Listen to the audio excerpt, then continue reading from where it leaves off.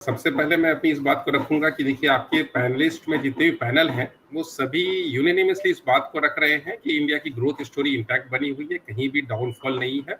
अनिल जी, रचित जी, लोकेश जी, सब ने इस बात को रखा है।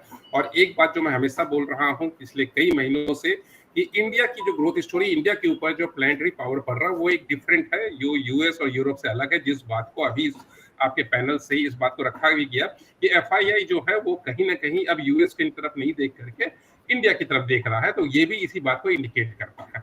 हम किसी भी जगह पर सेल की बात नहीं करते, हाँ थोड़ी रिट्रेसमेंट की बात जरूर करते हैं, बिकॉज मैं short term to long term सारे नजरिए देखता हूँ। तो जब भी मैं रिट्रेसमेंट की बात करूं तो वो मेरा बहुत ही शॉर्ट टर्म नजरिया होता है, और ये नजरिया हो सकता है 3-5 दिन से लेकर के मैक्सिमम 15 दिन के लिए हो। अदरवाइज हम इंटैक्ट बने हुए हैं बाइंग पे, और डिफरेंट लेवल्स पे अगर मुझे कहीं भी रिट्रेसमेंट मिलता है तो मैं इस बात को भी रखता हूँ कि वो आपके लिए बाइंग अपॉर्चुनिटी है।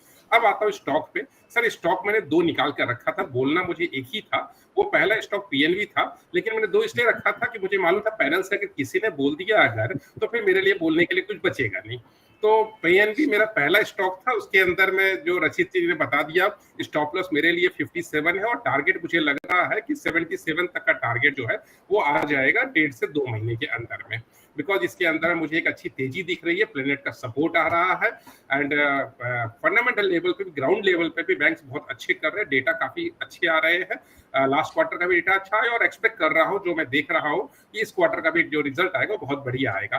तो इस स्टॉक में मेरे लिए बोलने के लिए कुछ बचा नहीं, और रजीत जी ने मेरे सारे चीज को पहले ही ले लिया। बट ये अच्छी बात है दर्शकों आपकी मैंने वो मुस्कुराहट देख ली थी कि जब रचित जी ने पीएनबी का नाम लिया था और आपने जो मुस्कुराहट दी थी, तो मैं समझ गया था कि पेपर आउट हो चुका है।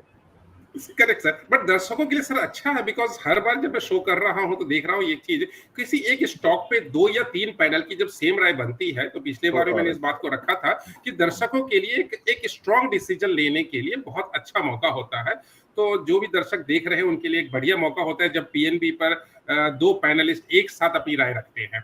तो पीएनबी पर मैं बात नहीं करूंगा। दूसरा स्टॉक मैंने रखा था एक एड ऑन के लिए कि अगर बात नहीं आई पीएनबी की तभी मैं बात करूंगा।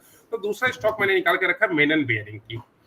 सो मेनन बेयरिंग जो है वो अभी फिलहाल जो है मेनन बेयरिंग अभी 143-44 के आसपास चल रहा है, नीचे में 134 और ऊपर में 148, इस बीच में कंसोलिडेट कर रहा है। बट जो प्राइस पैटर्न बन रहे हैं, जो मुझे आगे इसके अंदर में चाल दिख रही है, वो चाहे वो फंडामेंटल लेवल पे मैं लूं, टेक्निकल लेवल पे लूं, या फिर गैन नंबर्स पे लेवल पे लूं, तो मुझे इसके अंदर बहुत high chance means almost 88% chance लग रहे हैं कि ये अपने ब्रेकआउट करेगा, 148 के ऊपर निकलेगा, और बहुत जल्दी ये स्टॉक 188 की तरफ मूव करेगा। सो ये 188 की तरफ मूव करने का मेरा टारगेट और टाइम फ्रेम जो है वो 2 महीने का है। सो शॉर्ट टर्म नजरिए से इस स्टॉक के अंदर इन्वेस्ट किया जा सकता है।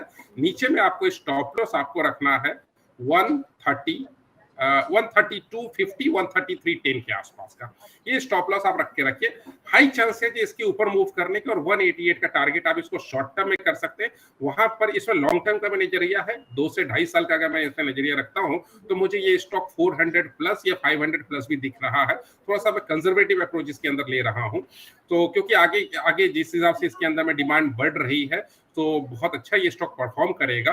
बट अगर शॉर्ट टर्म में टारगेट अचीव हो जाता है, 2 महीने के पहले अचीव हो जाता है, तो डेफिनेटली उस समय हम टारगेट को रिवाइज करेंगे, और वीक ऑन वीक बेसिस पर जैसा जैसा आता जाएगा हम इसके ऊपर में अपडेट देते जाएंगे। तो एक ही स्टॉक अभी फिलहाल मेरे पास है, इनफैक्ट मैं एक ही स्टॉक था पीएनबी, बट चूंकि अनकंट्रोलेबल सर्कमस्टांसेस मुझे ये स्टॉक पे बात करनी पड़ी।